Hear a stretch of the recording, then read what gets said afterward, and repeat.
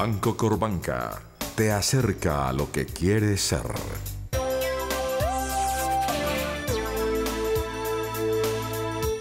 Muy buenas noches. En el mundo entero se inició hoy la celebración de la Semana de Prevención del Embarazo en Adolescentes. En Colombia, la doctora Cristina Plazas, directora del Instituto de Bienestar Familiar, inició la Jornada Mundial con un acto en la escuela o el colegio del Minuto de Dios. ¿En qué consistió? Bueno, muy buenas noches, Yamit, y a todos los televidentes un saludo muy especial. El embarazo adolescente, Yamit, es causa y consecuencia de las más grandes desigualdades socioeconómicas y además es un obstáculo para el desarrollo de la región. Es por esta razón que en esta semana estamos tratando de sensibilizar a la sociedad civil y a los gobiernos, tanto nacional como locales, para que entre todos articulemos acciones para bajar los índices de embarazo adolescente. Cabe aclarar que Colombia, el único objetivo del milenio que no va a cumplir, Yamit, es el del embarazo adolescente. El objetivo consistía en que se tenía que tener un índice de 15% y nosotros hoy en... ¿15%? ¿Qué quiere decir? 15% de embarazos adolescentes. ¿Y en cuánto estamos en cuánto? 19.5% de las adolescentes. ¿Adolescentes hasta qué años? Hasta los 18 años. 18. Están o han estado embarazadas. Mejor dicho, la quinta parte de nuestras niñas, la quinta parte de nuestras niñas están o han estado embarazadas. Sí, señor. Y el problema de eso, como le digo, es que el 64% de esos embarazos son embarazos no planeados. Pero aún peor, el 50% cuando uno las cifras, ¿cómo las saca? A través de una encuesta. Y la encuesta, cuando uno le pregunta a los jóvenes, el primer factor de deserción de la escuela es porque la mujer queda embarazada o porque el padre tiene que cumplir con la responsabilidad de ser padre. La primera conclusión que usted como directora de Bienestar Familiar saca sobre esas cifras, ¿cuál es? Que todavía nos falta mucho, Yamit, y que en el país, pues hasta este gobierno habíamos hablado de programas, de proyectos pequeños, pero no de una política de Estado. Nosotros en los primeros 4 años del gobierno del presidente Santos hicimos un COMPES, desarrollamos un COMPES en donde tratamos de articular a todas las entidades, no solamente las nacionales, sino también a las entidades territoriales para que lográramos bajar ese índice. ¿Cómo se venía tratando la problemática del embarazo adolescente? Siempre se miraba la utilización de los métodos anticonceptivos.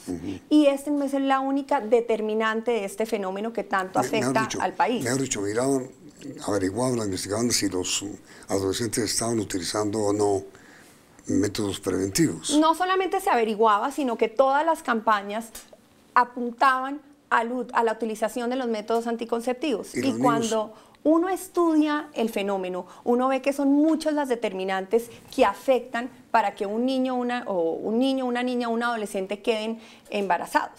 Entonces, le voy a dar ejemplo, violencia intrafamiliar. Este es un factor. Muchas niñas, cuando hacemos el trabajo de campo, muestran que quedaron embarazadas porque querían quedar embarazadas para salirse de una situación de violencia intrafamiliar donde el padrastro le pegaba, donde el padrastro la violaba, donde la mamá le pegaba, donde cualquiera de las personas que hacían parte de la familia llegaban bajo los efectos del alcohol o de la droga. Entonces se convirtió en un escape a esa violencia intrafamiliar. Pero ahora, doctora Encina, hay una estrecha relación entre la situación económica, la situación educativa y el embarazo no deseado. No, la situación económica, Yamit, no afecta. No. Usted ve en todos los colegios de Colombia niñas que quedan embarazadas de estrato 18 hasta estrato 0. Entonces no es un tema económico, pero sí es un tema educativo y yo sí creo que el sector educativo todavía tiene que avanzar mucho más porque falta compromiso por parte del sector para que de verdad se impacte en los jóvenes y las jóvenes del país. Y bueno, ¿y cuáles son las cifras que tiene Bienestar Familiar sobre adolescentes embarazadas? Inmediatamente después de que presentemos Un resumen de las noticias que divulgó hoy en el noticiero CNI en sus teléfonos celulares.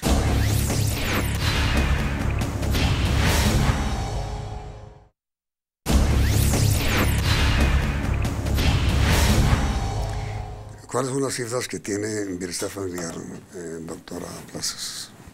El 19.5% de las adolescentes está o ha estado embarazada. El 64%. Niñas menores de 18 años. De 14 a 18 años. La otra cifra grave es que el 64% de esos embarazos han sido embarazos no planeados. El 50% de los jóvenes que se les preguntó por qué habían dejado sus estudios fue o porque la niña había quedado embarazada o porque el joven tenía que asumir su responsabilidad como padre. Entonces tenía que salir a trabajar para poder mantener tanto a la joven como al bebé.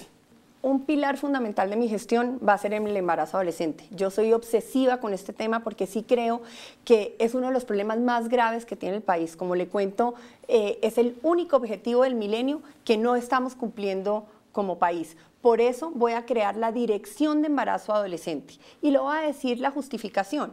No es burocracia, no es crear más puestos, sino que el problema es que no hay de verdad un doliente que trate este tema. Entonces no hay una política articulada. Nosotros desarrollamos el COMPES, pero todavía esa articulación no se ve realmente en las acciones. Vemos a dos ministerios haciendo lo mismo, vemos al Ministerio de Salud haciendo lo mismo que el ICBF, aunque hemos de todas maneras avanzado, como por ejemplo, en los 32 planes de desarrollo logramos que quedara el tema de embarazo adolescente. Hoy vamos a hacer nuevamente ese trabajo para que en los nuevos planes de desarrollo en un año también quede este tema como prioritario. Ahora, doctora Cristina, ¿qué tanto objetan o aceptan los padres de familia de educación sexual a sus niñas? Como le dije al principio, Yamit, yo creo que tenemos que mirar qué es lo que necesitan los jóvenes. Y las conversaciones entre los papás y los hijos tienen que ser unas conversaciones mucho más de confianza.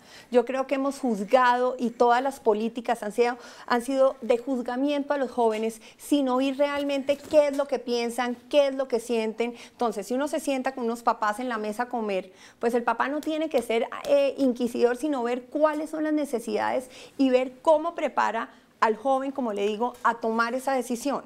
Y que si toma la decisión de tener una relación sexual, que pueda utilizar los métodos anticonceptivos para que no corra peligro ni su vida con una enfermedad de transmisión sexual o no quede embarazado y pueda planear su futuro. Sobre todo que las mamás especialmente son las que deberían tener más la vocería de la familia para educar a sus niños. No, Yamit, ¿no? Mamá y papá, la responsabilidad de la mamá y del papá es igual en la educación de los hijos. ¿Pero no tiene más tranquilidad la mamá para hablarle a la niña que el papá? Sí, yo creo que se tienen que ver los casos porque hay veces que las niñas tienen más confianza con el papá o con la mamá, pero tienen que hablar entre ellos para poder tener una misma comunicación con los hijos y estar de acuerdo. Pero esto no es un trabajo solamente de los papás. Mire, yo he oído últimamente a muchísimos nuevos papás que que están nerviosos porque no hay una universidad. Ojalá todos pudiéramos ir a una universidad de cómo educar a nuestros hijos. Por eso es tan importante que en todos los colegios hayan talleres para padres, que les enseñen cómo es el lenguaje que se tiene que utilizar, cómo tratar las problemáticas de los jóvenes. Hoy en día el tema de la orientación sexual es un tema complicado, el tema del embarazo adolescente, el tema del manejo del alcohol, porque es que no podemos decir simplemente como si nada existiera y prohibir a los jóvenes. Eso no va a tener ningún impacto real en este sector de la población. Entonces sí tenemos que hacer un trabajo articulado, sociedad civil, gobierno, padres de familia, pero sobre todo ver cómo podemos darle todas las herramientas a los niños, y a los jóvenes para que tomen las mejores decisiones. Y Yamit, y no hemos hablado de un tema totalmente preocupante, que son los embarazos de menores de 14 años. En Colombia, tener relaciones sexuales con una niña o un niño menor de 14 años constituye un delito, el del acceso carnal abusivo. y la sociedad ha sido permisiva y no hemos condenado esta conducta como debería ser. Yo le quiero contar las cifras. En el 2011 tuvimos 6.991 casos de embarazos de niñas menores de 14 años. En el 2012, 6.547.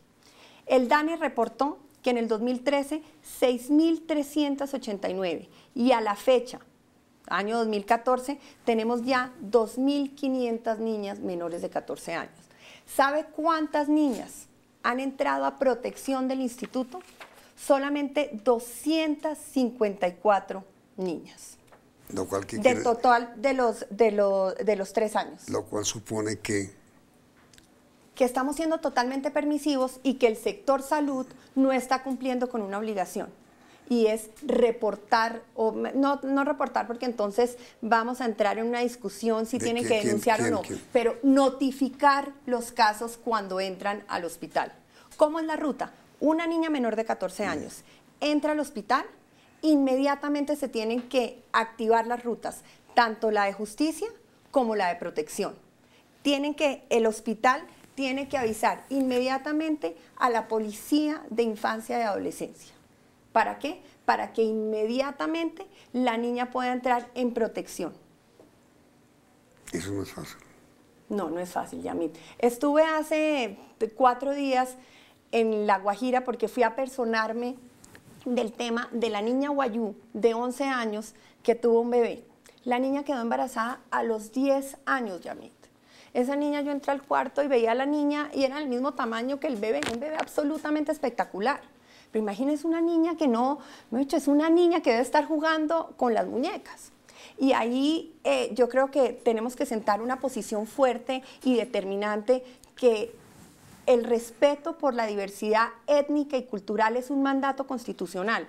Sin embargo, Yamit, la Constitución establece que los derechos de los niñas y las niñas prevalecen sobre los demás derechos. Y en el caso de la niña Guayú, ¿qué hizo usted?